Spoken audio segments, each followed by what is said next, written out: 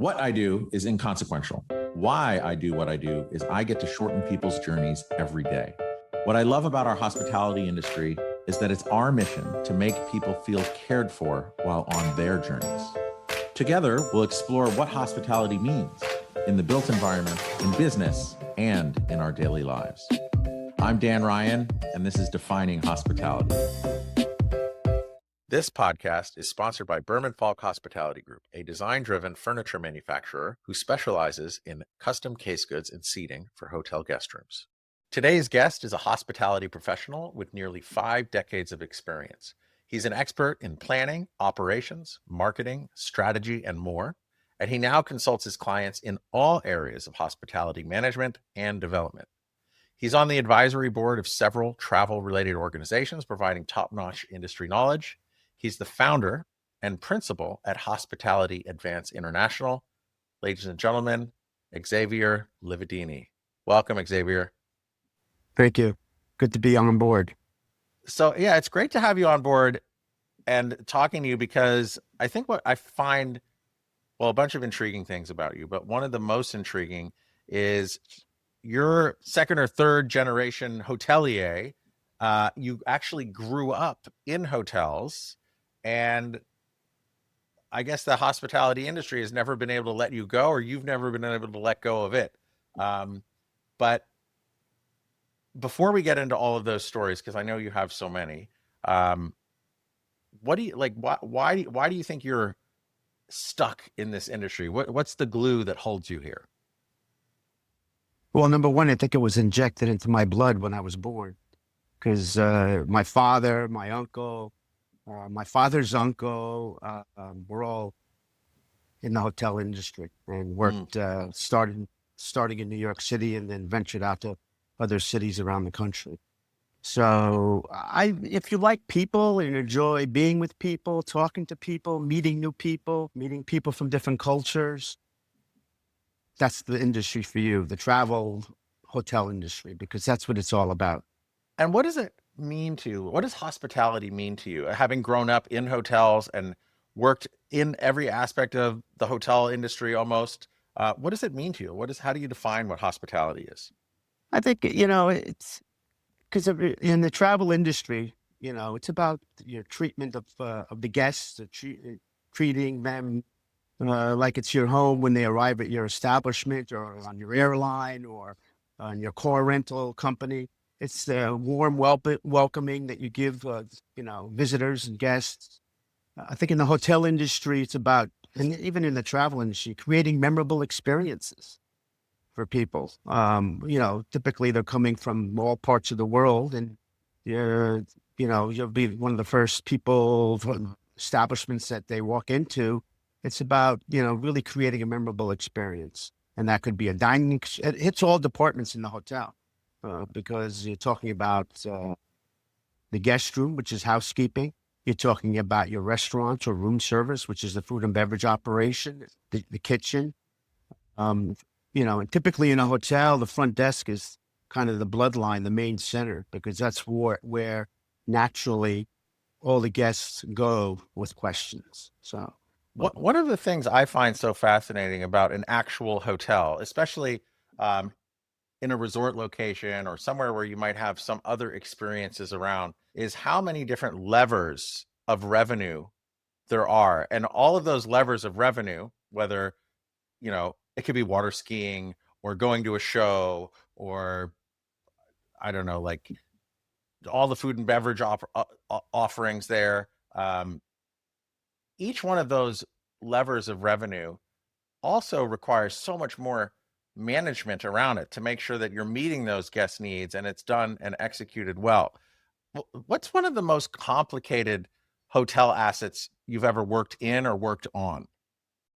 I would say I've worked at the Waldorf Astoria. Well, I wasn't in a high-level position. It was the beginning of my career. This was, a huge hotel. Everybody knows the Waldorf. Had so many different areas. You had the Waldorf's guest rooms, you had the towers, they hosted for generations, and I'm sure when they reopen, it'll be the same.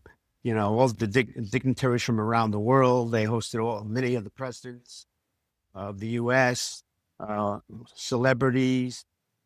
Frank Sinatra had a suite at the Waldorf, so probably that was the most complex yet simple hotel. It had what 1,900 rooms at the time. I think they're when it reopened, it'll be cutting it down. And you had, Peacock Alley at the Waldorf it's very famous for many celebrities dining there in the What was one of your fondest memories from that storied time, like early in your career? I would say meeting various celebrities. Like I got the opportunity to meet Frank Sinatra. I got the opportunity then to work. Actually, the most storied times is the people I worked with. Really? Yeah. So tell us more. Yeah, tell us more about that. So, well, just move right on by Frank Sinatra. That's all good. I love Frank, but I also appreciate like you were going there. Like that's probably the easy answer, but I think the people you work with is where you were drawn back to. So what makes you light up about those memories with the people you work with? Well, the first part of me working there was in a food and beverage training program. So I worked in the kitchen and worked in various departments of the kitchen, like the garde manger, worked in the meat section.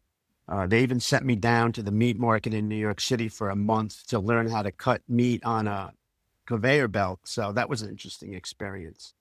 And in one of the restaurants at the hotel, I worked with a gentleman by the name of Mr. Joseph, who was very famous at the Waldorf. He was the host, the manager.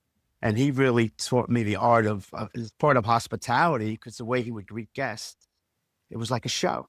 So he would greet guests. He would, Mr. Smith, please come with me, and we have a great table for you right here. And he was always on. It was entertainment. And then he taught me as well. I sat down for, lunch with him every day. He says, Xavier, make sure if you, run a restaurant or you're the general manager of the hotel, when you're in the restaurant, you always get a table when you're having lunch, and you have to have lunch, facing the front of the restaurant so you can see everything going on. And he was the one that started, for business sake, because the Bull and Bear at this time was very famous for hosting advertising executives, the little notepads with Penn on each of the tables in the restaurant. So I learned a lot. I can go on and on about the Waldorf in various sections. They made me manager of the coffee shop called Oscars as part of my training program. And if I'm not mistaken, Harry Truman's wife, who was still living there, was alive. She used to come in she used to come in every day for lunch or breakfast. Wow. But learning how to manage, because we had, Hispanic cooks in the restaurant, in the back in the kitchen. And then we had American ladies as waiters and waitresses. So managing that interaction was also a challenge, but a learning experience for me. So I've never heard of Mr. Joseph, but I'm sure he's like a real legend. He's a little bit before my time. And I find it interesting that such a legend as you describe him would take the time on two things. One, to actually teach you what he was thinking, right? Because oftentimes, like with someone who's that big of a personality, oftentimes they won't open up to you. It's like kind of like, I'm going to put on the show, you take your notes and like emulate what I'm doing. But then also sitting in the restaurant and having lunch, I feel like I go to a lot of restaurants and I never see the managers anymore sitting down eating there when I'm eating there. No, they eat afterwards when it slows. They'll eat at 3:00 when the lunch hour's over with. Although from a gaining knowledge experience or for trying to see what's going on in your restaurant, it might be a good idea to sit there during a busy time period to really truly see, although you should be able to see it standing up, how well the waiters are working and interacting with the customers. You can see the table in front of you and back of you, et cetera, et cetera. So, but yeah, no, he was very, very, very generous with his time. Yeah, kind of took it on to help me learn and the management of the restaurant. And I was very, very grateful to him for that experience. So it wasn't a long experience. It was about a month. Usually spent about a month in each of the areas. I spent a month, it was invaluable. I also find it fascinating that as a trainee, you became the manager of the coffee shop as well, because that's also not normal. So how does that even get presented to you back then? Like, paint the picture. What year is it? You're doing your, your trainee program, and they're like, okay, here's the keys to the coffee shop. Like, how does that work? That's a good question. I was there. I was on board in the food and beverage training program for a number of months. I had spent some time in Oscars, uh, which was on the corner of Lexington, right on the corner. You can come from the outside or inside the hotel. Big restaurant, coffee house type restaurant. Had a bar, had two bars actually. And it was on Lexington and 49th. And anyway, so I was there for a few months working. And, while I was in the restaurant, the manager left, resigned. So they needed somebody temporarily. I didn't do it for like years. I did it for, a month or 2 months, and then they found somebody. And the Bull and Bear and the Oscars were kind of right next to each other. There was an escalator right in between. So they were both on Lexington Avenue between 48th, 49th. Wow. And then, so then you went on with your career from there. I think, working at with Weston, and then Intercon, and then you got into the sales side of. Yes. I actually started at the Waldorf in convention services and sales. That was my last position there. After I left the training program, I did about a year or 2 years there. And then I went on to Weston as a regional sales manager in the regional office in New York, Weston Chicago as national sales manager for a couple of years. And then Intercontinental recruited me to come back to New York as the regional director of sales, which I took on for 6 years. And then they said, well, you need some on-property director of marketing, leadership experience. So they transferred me down to Miami, and I haven't left since. I met my wife. She was the director of finance. I was the director of marketing. And now we have a son that's a chef at the Intercontinental in Miami. Oh, no way. Yeah. So one of us had to leave Intercontinental because we were both in executive level positions. So I decided to leave and went on to work at Sofitel, which is at the airport. And in between, after I left there, I was in between jobs, and I got recruited to go to Houston, to the Houstonian as a director of sales. And this was in 1992. And what happened was I was then, the Houstonian, if you don't know, it is in Post Oak Lane, I believe, in Houston. Has a huge fitness center, spa, indoor basketball.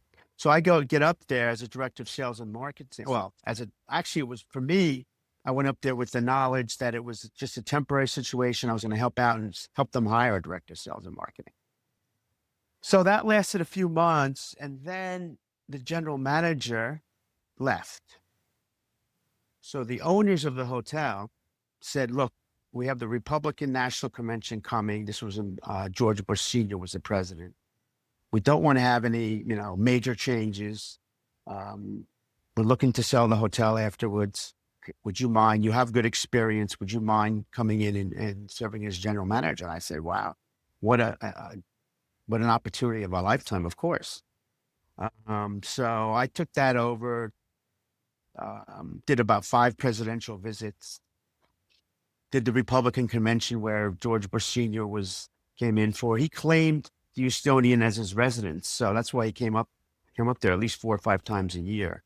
It was wheels up, and I mean, it was interesting working with the Secret Service, working with everybody. I mean, when he came in, was in the presidential suite. We put his pictures of his family all around, the suite. We had like 2 or 3 bedrooms. Unbelievable. Yeah. His whole family I was there, and how soon before his arrival, if he came that many times, how soon before his arrival was the Secret Service there? Typically, they were there at least 3 days before. And they're just doing a full sweep and. Yeah. Wheels up, wheels down. Yeah. To be honest, one time when he was doing a sweep, when they were doing a sweep they do sweep like a few days before, then they do a final sweep hours before he comes in. And we had one of the maids, and we don't have the maids on the floor that he's staying until after he arrives. Well, or while they're doing sweep. So I don't know what happened, but one of the maids was there as he was arriving, and was, believe it or not, had to put her in the closet for a few minutes, a hallway closet. It wasn't for a long period of time. Secret Service told us to do it. Oh, just to reduce any risk. I think, Yeah, the moral of the story here with from the coffee shop to there, I think in hospitality, there's such a flow of people and roles and people leaving and coming and getting promoted. I always find the industry has a very steep career curve. And I guess if I'm hearing you, it's just like when you're there, you just get these incredible opportunities and kind of uplifts to try things that you hadn't tried before because there's so many different levers. I've been very fortunate. I mean, you mentioned, seeing people. My dad was general manager of the Flamingo when I was like 15, 16. I just sat in the lobby sometimes, watched people go in and out, especially there. I mean, it was just amazing. In Vegas. Yeah, at the Flamingo Hilton. Yeah, we lived there for a couple of years. He had gotten transferred out there, and Is that why the slot machine is behind you? yes, that's right. Oh, tell us about that one. Nickel slot. Now you don't have nickels anymore, really. But how'd that wind up in your house? Well, my father had it. It was given to him. And I don't know all the details. Given to him, and he had it created. We took it back to New York when we lived there, and then when my parents were moving a few years back, they said, "What are we going to do with the slot machine?" So I volunteered to take it, and it's been here ever since. So yeah, we had in our house up in Harrison, New York, we had an area downstairs. We had a pool table, a bar, and we threw the slot machine in there. It fit in very well. So I guess I'm curious because understanding all of the operations, right, and working in F&B and sales and marketing, and then management, like being a general manager, what was your thinking to get onto the asset management and development side of things? Well, everything you really learn as a general manager, with all departments in the hotel, with the financing aspect, it really leads you to asset management and market studies. And we also dabble, my company, and I do in revenue management as well. But it leads you to that. You just have to really understand and know the financial area. Make sure. They always say that the way to have a successful financial operation of a hotel is when you're looking to buy one is how you buy it. You have to make sure it's financed correctly, so that you can operate at a profitable level. Typically in the past, they always said when you buy a hotel or build a hotel, it would take you 10 years to recoup. But I think that margin is narrowed. So I think one of the reasons why I'm asking is going back to the beginning of our conversation, where there's so many different levers of revenue and different ways to manage and execute and delight guests that are staying there. If you're genuinely curious, you can learn so much about all these little businesses within the business. And I was just speaking at Penn State University's hospitality school, and you just see these kids who, they're about to embark on their career. And I'm just saying, try as many things as you can, right? Don't be scared to fail. Because I think this path, sometimes circuitous, especially in hospitality, you learn so much. And then if you burn out on the hospitality industry, those skills that you've learned, those real people skills, they're wanted by so many other industries all over the world. And there's an opportunity to travel and take that learned experience and apply it to anything. What are your thoughts on that? As you've seen others of your contemporaries and even younger folks or even older folks from your career path, like what's your takeaway on that, of all the things and that the hospitality industry has to offer? Oh, it has a ton to offer. And I think as long as you have the big thing for me, and I think you'll probably take this in any industry, is attitude. If you have the right attitude, people in the hotel industry or doing it yourself, you can learn the hotel industry. Having the right attitude and really enjoying people. That's for me, the two major things. You'll learn that, when I was younger and when I first started to get a leadership role when I was managing people, I was terrible. It's my ego. But eventually you learn. You learn that not all about that. And you can take these things in life with you as well. It's about really working with people, working with a team, and coaching these people. I want to go back to Mr. Joseph because he sounds like a real character. Did he ever give you any like really kind of swift corrections or good coaching? Like, were there any good stories on like a redirect that he gave you, or actually anyone else on your career that you were like, wow, that really changed my path?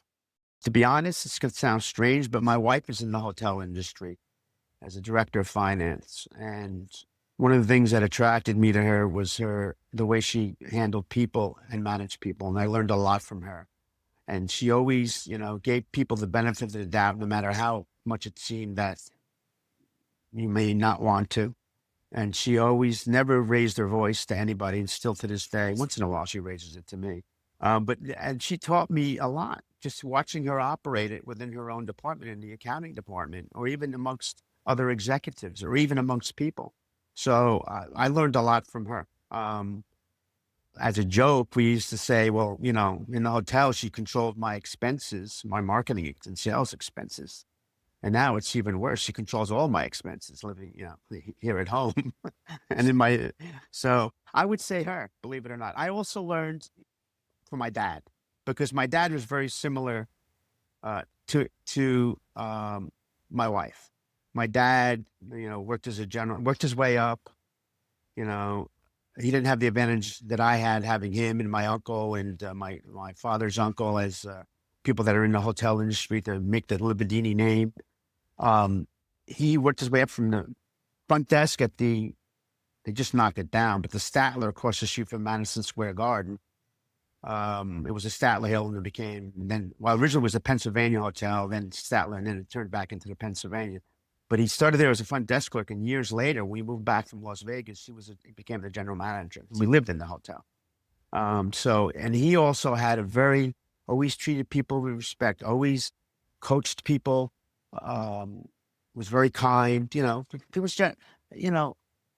As a general manager, really the personality of the general manager in the hotel really is taken on by the people that work there. So how you treat your employees and the people you work with is how they're going to treat the guests. You'll find that happen in all hotels. I mean, and probably in any industry.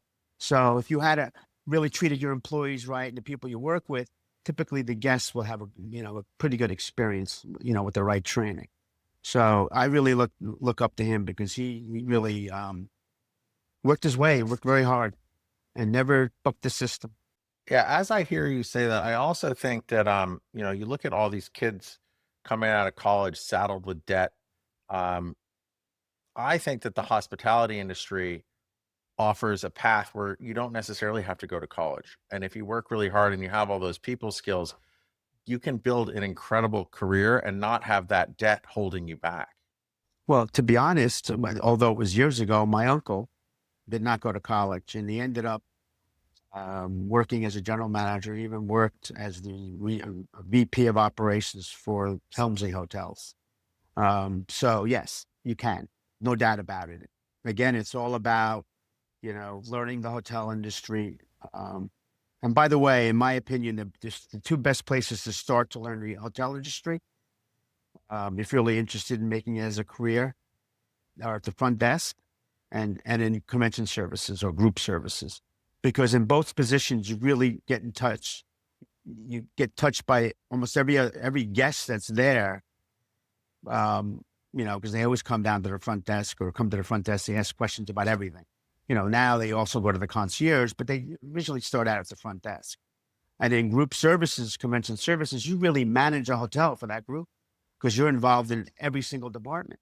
And I was fortunate because I started at the front desk and also worked in convention services. So that's what really made me comfortable, no matter what position they put me in after that in the hotel industry. I gravitated towards sales because I guess because of my personality. I like sales.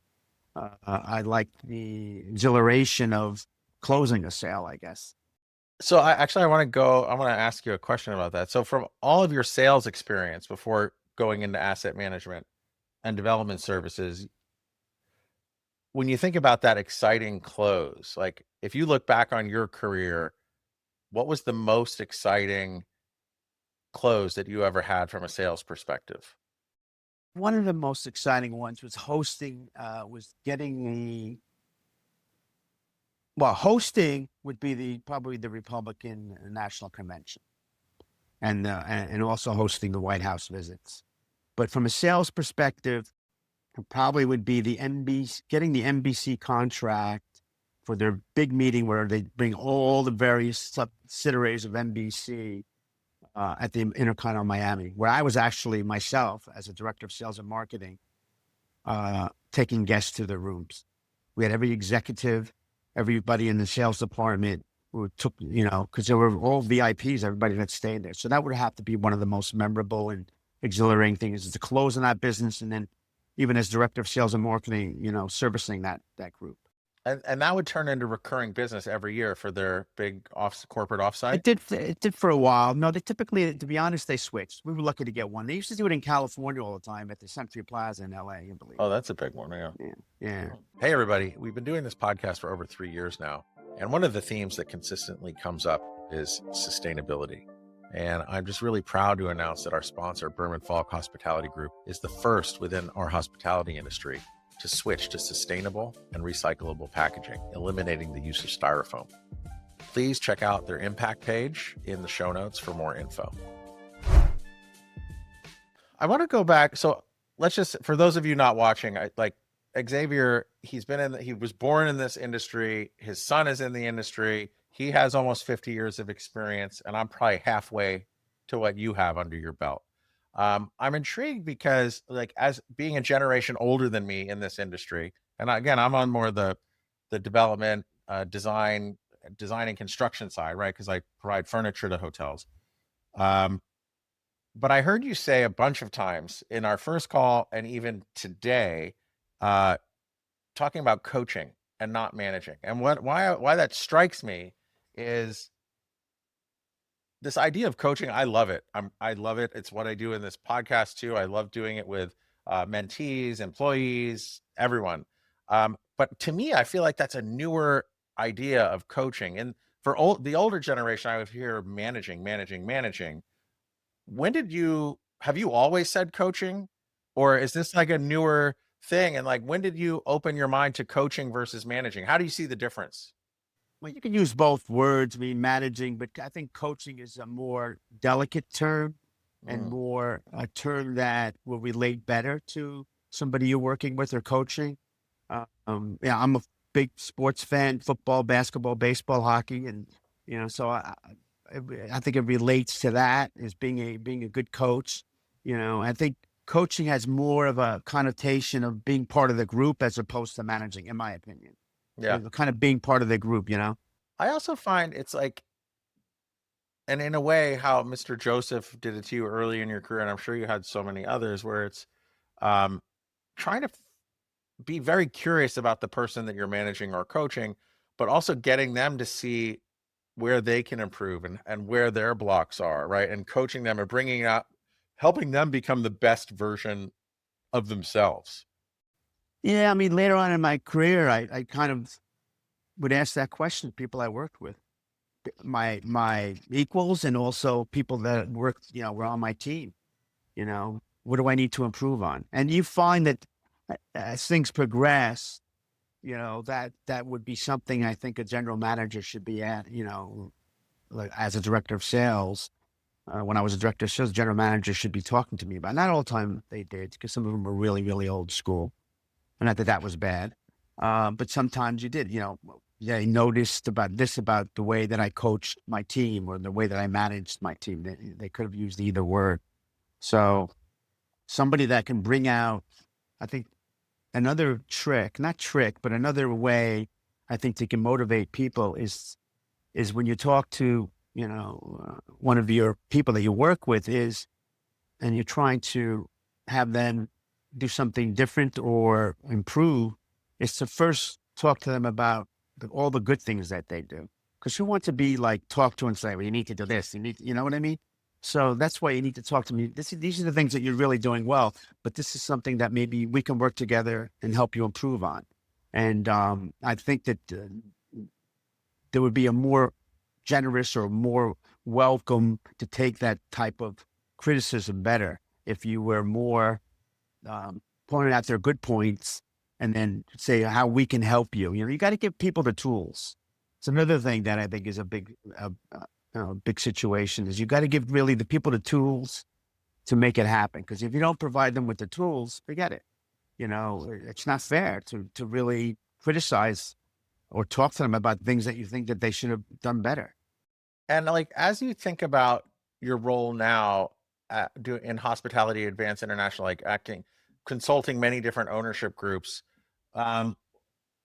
just to give our guests an idea, like what do you consider like an ideal new project / client?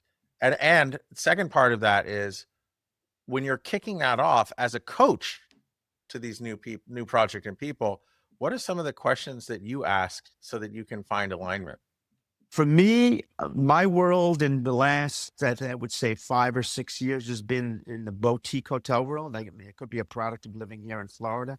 We have, we do revenue management for hotels and the Keys, the Lime Tree Bay Resort. We have the Peninsula up in St. Charles, Florida. We have a few others. But it's all about, I think, going in and assessing their situation. And instead of jumping into the situation, is assessing it before you make any type of comments, criticism, evaluation, no matter what the project, whether it's development, whether it's new hotel, whether it's operations, whether it's sales, revenue management, food and beverage, is take the time to really find out truly the situation and everything you can about the situation. And then you can make a proper evaluation.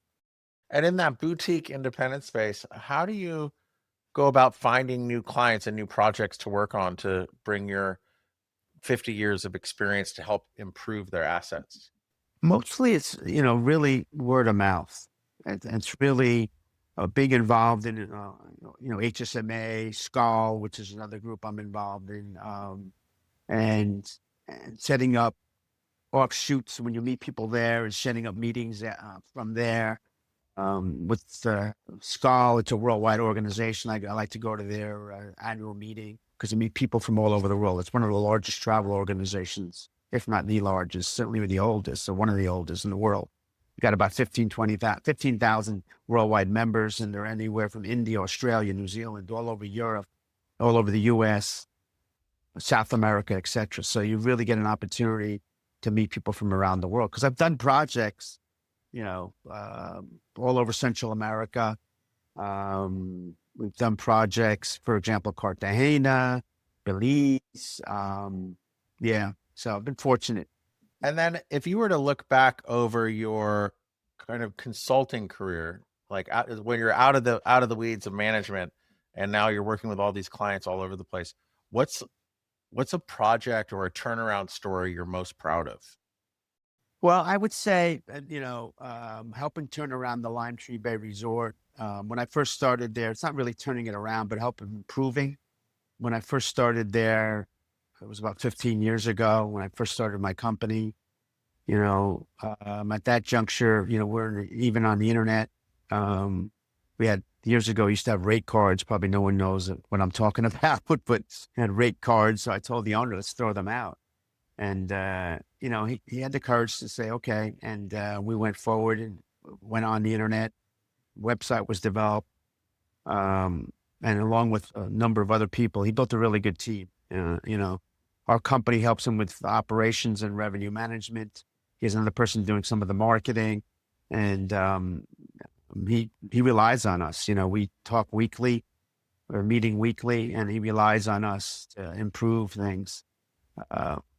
And even during COVID, when the Keys was closed, hotels in the Keys, it's a 3.5-star hotel. It's a very nice hotel. Keys was closed. He paid everybody, all his consultants for 2.5 months. And we had meetings, Zoom meetings, and we, came up with game plans, and he had the best 3 years afterwards, phenomenal years. I thought you guys didn't have COVID down in Florida for some reason. Well, things are open, but they did close down the Keys. Yeah, well, things are a little bit more wide open.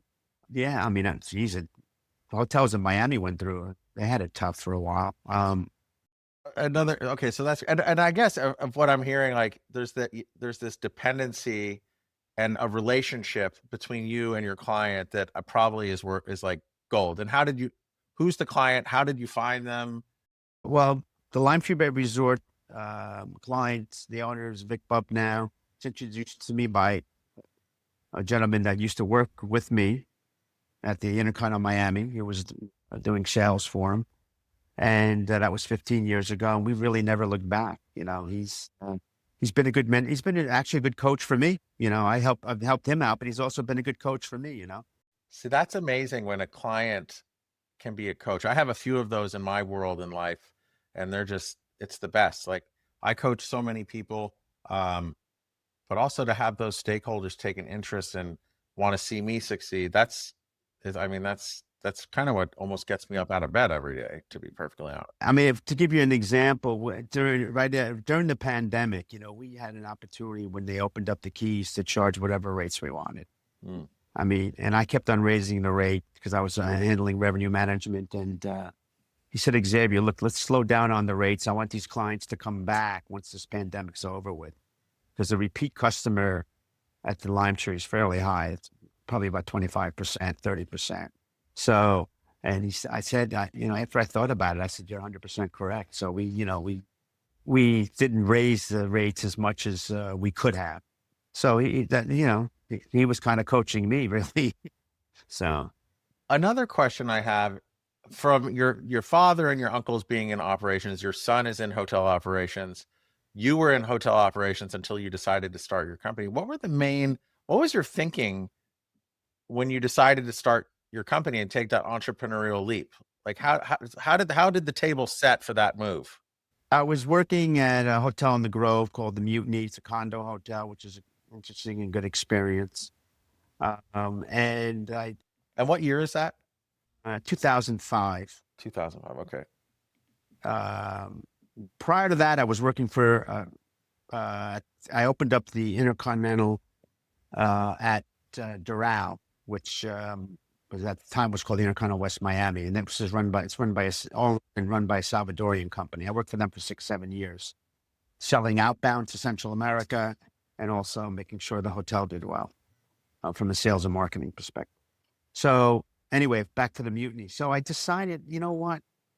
I've had 2 different stints as a general manager. I've worked to sales and marketing. I said, I think maybe for my future growth, and I should give a shot at going out and working with organizations or hotels at that juncture and helping them improve, whether it be operations, sales and marketing, revenue management. And that's how it all ended. So I just said, I resigned at the end of 2005 and went on to, start my consulting gig. And it's interesting because about 6 months later, I don't know how it all happened, but through contacts again, word of mouth, people I know, I got an opportunity, and it wasn't even a hotel. Well, it was hotel related, but an opportunity to, believe it or not, work in Mexico for the state of Sinaloa. Oh, wow. Helping them develop tourism in Mazatlan. Oh, cool. This is this would be 2007, 2006, 2006. So that lasted for 3 years. And that was a wonderful experience. I really enjoyed the people of Mazatlan. The food was phenomenal. They had a central historical, new old city that they were redoing, and that was phenomenal. And then, people, wired, the state of Sinaloa wired the money religiously every month, and they gave us an expense account. And I joined partnerships with a gentleman that I'd worked with at Sofitel. He was in LA. He has his own company, Barmaper and Associates, out in LA. And we joined forces and helped them. We bought 3 or 4 brands down there. So in 2 or 3 years. So yeah. But it was interesting learning. I'd been to Mexico before in other situations, hotel situations, but really learning the culture of that part of Mexico, Mazatlan, Um, Even had a venture up to Culiacan, the capital of Sinaloa, once or twice. But most of the time I spent it was in Mazatlan. I never felt in danger at all, actually. I've been to Mazatlan. Mazatlan's a cool town, right? It's got a little port there. It's kind of neat. If you think back to that time when you were wrestling with the decision to take that step or not, um, what were some of your fears and how did you overcome them? What am I going to do? I was making decent money. I had a great career going. I mean, I was fortunate. You know why? My wife Lillian. Did Lillian push you, or was she like more of the voice of reason? Are you sure? No, she was working as a director of finance at the Intercontinental. She was there. She just retired 2 years ago. She was there from 1987. Oh wow. She was like my dad. My dad worked for 35 years for Hilton. He got transferred to different locations, but she was there from 1987. So she said, you know what? If you're going to do it now. And she was right because she said, I'm making decent money, financially we'll be all right. So give it a shot. So she actually, pushed me, not pushed me, but supported me doing that. So I've been lucky. I've been lucky from day one in my life, with growing up in a great family, having my father, uncle, and my great uncle in the hospitality industry, my wife in the hospitality industry. So I've been very fortunate, and the experiences I've had. I mean, we could talk all night here. Yeah, so I'm curious, like for that old school, like living in you lived in the Flamingo as a kid? No, Flamingo was one of the hotels we didn't live in. That was at that time the two casino hotels that Hilton had at the time. I believe, yeah, it was the Las Vegas Hilton and the Flamingo, and that was the only hotel where the general manager didn't live in. We lived in at the Meadowlands Hilton in New Jersey. My dad, by this time I was out of the house, lived at the Baltimore Hilton, at the Statler, and the first hotel was the New Yorker on the other side of Madison Square Garden. Yeah, which was then bought out by French Polyclinic, but before that, Hilton managed it, and we lived there. So if you go back, I want like putting on that like old school Sinatra era as a kid, even though you weren't living in the Flamingo, I'm sure you went and visited dad a lot, right? Is that safe to say? Oh yeah, I mean, I had hair down to here at the time. I was 16. Oh, so you were 16. I want to go to younger, like what or 16, but what is You go to younger, you go to the New Yorker. I was 12 or 13. okay, and you were living in the New Yorker. We were living there. We also had a house up in Harrison, so on the weekends we'd go up there. What was your fondest memory as a child growing up in these hotels? Because that's got to be like such an unusual experience. There are a lot of families that grow up living in those hotels, but what's your fondest memory? Well, for me, to be honest, it had to be the fact that it was across the street from Madison Square Garden, and I was a big basketball and hockey fan, huge, and I still am a huge Nick and Ranger fan. And a lot of the players, when they, let's say they, did a trade or, um, you know, uh, they would stay at the hotel. So I'd see these like tall guys, you know. I remember a guy by the name of Luther Rackley who played for the Knicks. He was on, he wasn't a starter, but um, he would walk into the elevator and the guy's fur jacket was like twice my height. I mean, it was, but and then seeing some, and I saw starters that would come into the hotel. There was a restaurant called the Lamppost Inn they used to come into. Uh, uh, Sometimes after the game, sometimes way before the game. So I used to see some of them there. And then, my dad got tickets and we went to a few games, which was very exciting for me.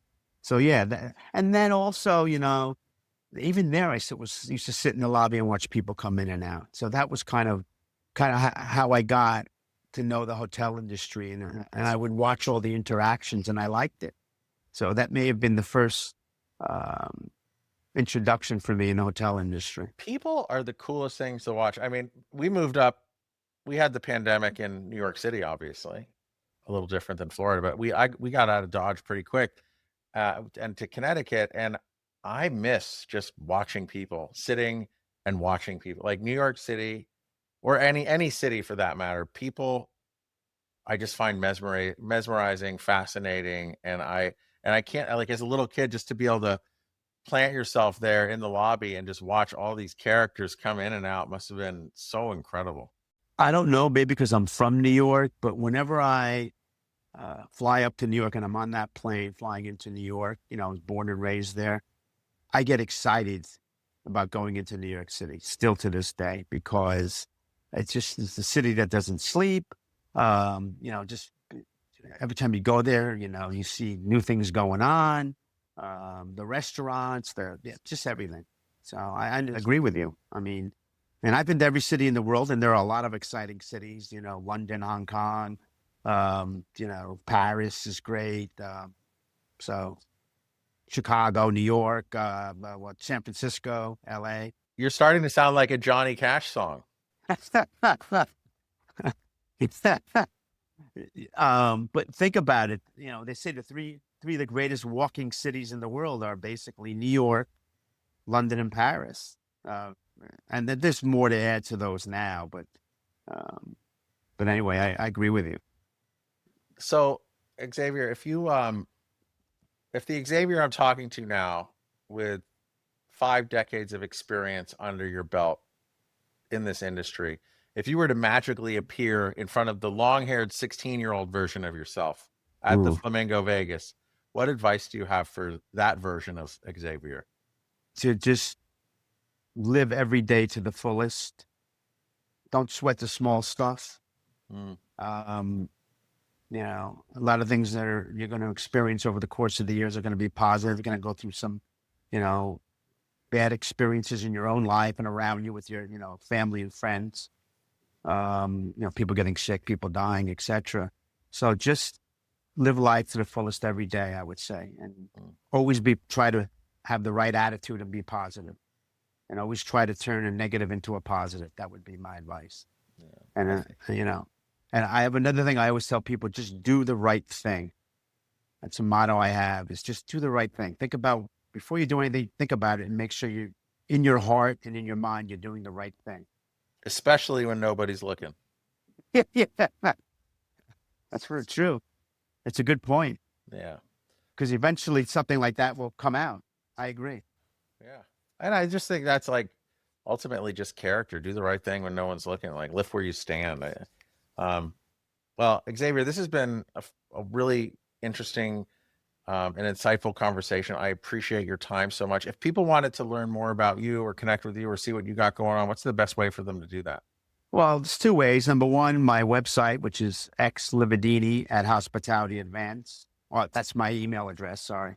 Or go to my website and look at some of the projects that we've done. It's www.hospitalityadvance.com. Perfect. And we'll put all that in the show notes for those of you who are curious. So I just thank you for your time. I'm overjoyed by all of your stories, and thank you. And thank you for sharing with everyone else out there. Well, thank you for having me. I really enjoyed this podcast and talking to you. It's been a very good experience for me. Thank you. Thank you. And then for all those listeners who this gave you a slightly different view on hospitality, or just the opportunities that are within our incredible industry, please pass it along. If you think someone who might be thinking about it, pass it along. We really grow by word of mouth. And I wouldn't be here talking to really cool people like Xavier if it wasn't for all of you listeners. So please like, subscribe, pass it along, do all that stuff. It helps with the promotion. And thank you.